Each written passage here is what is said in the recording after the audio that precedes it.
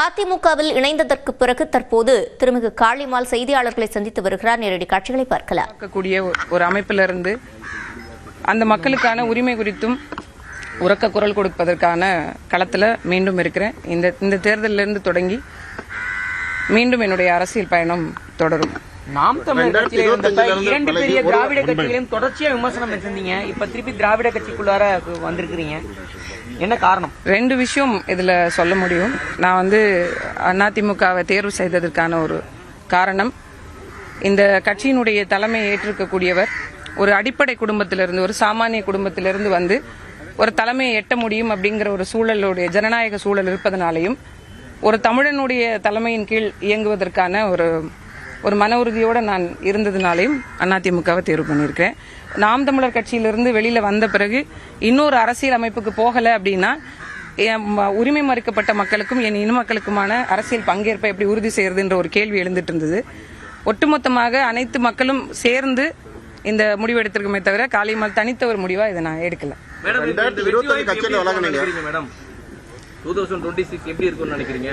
இன்னைக்கு இருக்கக்கூடிய அரசியல் சூழல்ல மக்கள் நிறைய பாதிப்புகளுக்கு உள்ளாயிட்டு இருக்காங்க. தொடர்ந்து ஒவ்வொரு நாளும் பிரச்சனைகளை சந்தித்து கொண்டே இருக்கிறாங்க. விலைவாசி ஏற்றத்திலிருந்து தொடங்கி சட்டம் ஒழுங்கா இருக்கட்டும், பெண்களுக்கான பாதுகாப்பா இருக்கட்டும், நிறைய விஷயங்கள் இன்னைக்கு பிரச்சனைகள் இருந்து கொண்டே இருக்கு. அந்த விடயங்கள்ல இருந்து மக்கள் ஒரு பெரிய ஏமாற்று நிலைக்கு தள்ளப்பட்டிருந்தாங்க. ஒரு மாற்றம் வராதான் விரும்புறாங்க. இந்த வரக்கூடிய தேர்தல் அதுக்கான பரிசு தரும். ஒரு வருஷம் கட்சியின் விலகி ஒரு வருஷம் ஆச்சு. இந்த ஒரு வார காலதாமதம் ஏன் முடிவெடுக்க இந்த காலதாமதம்? முடிவெடுக்கிறதுல ஒன்றும் காலதாமதம் இல்லை. நான் ஏற்கனவே இருந்த மாதிரி நான் களத்தில் இருந்தேன், மக்கள் களத்தில் இருந்தேன். நான் கட்சிக்கு வருவதற்கு முன்பு 2013 இருந்து நேரடி மக்கள் களத்தில் இருந்தேன். அதுக்கு முன்னாடி நிறைய தனியார் தொண்டு நிறுவனங்கள்ல மக்களோடு வேலை செஞ்சிருக்கிறேன். அப்ப நான் கடலோர மக்களோட வேலை செய்யல. 2013க்கு பிறகுதான் நான் கடலோர மக்களோட பணி செய்ய தொடங்கினேன். களத்துல ஒவ்வொரு நாளும் இருந்துகிட்டே தான் இருந்திருக்கேன். நான் அரசியல் கட்சியிலேருந்து விலகினே தவிர மக்கள் அரசியலேருந்து ஒருபோதும் விலகல. நிறைய நீங்களே பார்த்திருப்பீங்க, போராட்டங்கள், ஆர்ப்பாட்டங்கள், விவசாயிகள் போராட்டம், கடலோர மக்கள் போராட்டம்னு தொடர்ந்து இருந்துகிட்டே தான் இருந்தேன். எனக்கும் கொஞ்சம் ஓய்வு தேவையில்ல. 6 வருஷம் கத்திருக்கிறேன்ல, குழந்தைகளை பார்க்கணும். ஏன்னா என் குழந்தைங்க என்னோட இல்லாமே இருந்தாங்க. கடந்த இந்த ஒரு வருடமா தான் நான் கூட்டிட்டு வந்து என் கூட வச்சிருக்கேன். எங்க அம்மா வீட்டில் தான் அவங்க ஒரு 2.5 வயசுலேருந்து என் பெண் குழந்தை அங்கேயே தான் வளர்ந்தாங்க. அதை விட்டுட்டு தான் அரசியல் தளத்துக்கு வந்தேன். என் பெண்ணோட இப்போ ரொம்ப நாள் ஏக்கம், அம்மா கொஞ்ச நாள் கூட நம்ம கூட இல்லையே அப்படிங்கிற வருத்தம் அந்த பிள்ளைகிட்ட இருந்துகிட்டே இருந்தது. ஸோ கொஞ்ச நாளாவது அவங்களோட இருக்கணும். இன்னொன்று எனக்கு கொஞ்சம் ஓய்வு தேவை அப்படின்ற மாதிரி தோணுச்சு அரசியல் தளத்திலிருந்து. அதனால இந்த ஒரு வருட காலம் இன்னொன்று மக்களோட நான் கலந்து ஆலோசனை பண்ணிக்கிட்டே இருந்தேன். என்ன செய்யலாம், அடுத்த கட்ட நகர்வு என்ன, நமக்கான பிரச்சனைகளை யார் சரி செய்வா அப்படிங்க. அதனால்தான்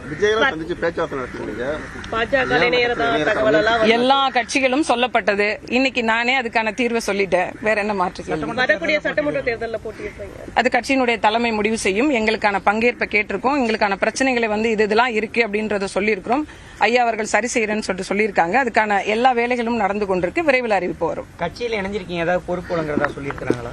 கட்சியில் இணைஞ்சா பொறுப்பு வழங்குவாங்க. அது அவங்க முடிவெடுத்து சொல்லுவாங்க. எங்க அண்ணன்லாம் இருக்காங்க, அவங்க அதுக்கான சிரத்தை எடுப்பாங்க. நான் இன்னைக்கு நேற்று இல்லை, அண்ணன் அவர்கள் கூட 2010 இருந்து நான் அண்ணன் அவர்களை தெரியும், நாகை மாவட்ட செயலாளர், முன்னாள் அமைச்சர் அவர்கள். இன்னும் சொல்ல போனால் அண்ணா திராவிட முன்னேற்ற கழகத்தில் 2010 மாவட்ட பொறுப்பில் இருந்தவள் தான் காளியம்மாள். அண்ணன் உண்மையிலே என்னை நான் ஒரு பட்டிமன்றத்தில் பேசினதை பார்த்துட்டு, ஒரு டிவி ஷோஸில் தான் பார்த்துட்டு, உன்னை மாதிரி ஒரு ஆள் வேணும் அப்படின்னு கூட்டு போனாங்க. அப்போ எனக்கு பெருசாக அரசியல் மீதான ஆர்வமோ இல்லை. அதனால ஒரு ஓராண்டு 2 ஆண்டுக்கு பிறகு நான் கொஞ்சம் அமைதியாயிட்டேன். இன்னொன்று அந்த குழந்தை பேரு நேரம் வேற, அதனால அமைதியாயிட்டேன். அது மாதிரி பூம்புகார் சட்டமன்ற தொகுதியினுடைய முன்னாள் சட்டமன்ற உறுப்பினர், மயிலாடுதுறை மாவட்ட செயலாளர், இவங்களும் அறிவுறுத்தி வாங்கினேன்.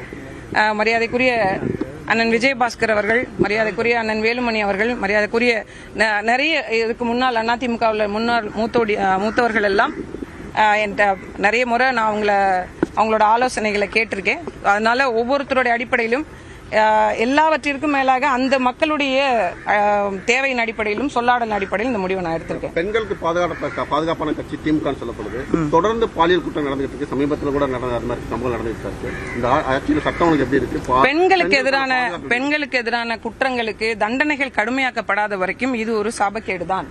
ஒவ்வொரு முறையும் இதை அழுத்தி சொல்லிக்கிட்டே தான் இருக்கிறோம். ஒரு வழக்கு, ஒரு குற்றம் சம்பவம் நடக்குது அப்படின்னா அதை தீர விசாரிச்சு உடனடியாக சில எண்ணெய் நாடுகளில் நீங்க பார்க்கும்போது பார்த்திருப்பீங்க, அந்த இடத்துலயே நாங்க மரண தண்டனை கூட நாங்க சொல்லல. ஆனா தண்டனைகள் கடுமையாக்கப்படணும். மீண்டும் அந்த தவறை செய்வதற்கு அவங்களுக்கு ஒரு பயம் வரணும். ஏற்கனவே இருக்கக்கூடிய சட்டங்களை நிகழ்த்தி கொண்டே இருக்கும்போது ஏன் இந்த மறுபடியும் இந்த துணிச்சல் வருது அப்படிங்கிற கேள்வி இருக்கு இல்லையா?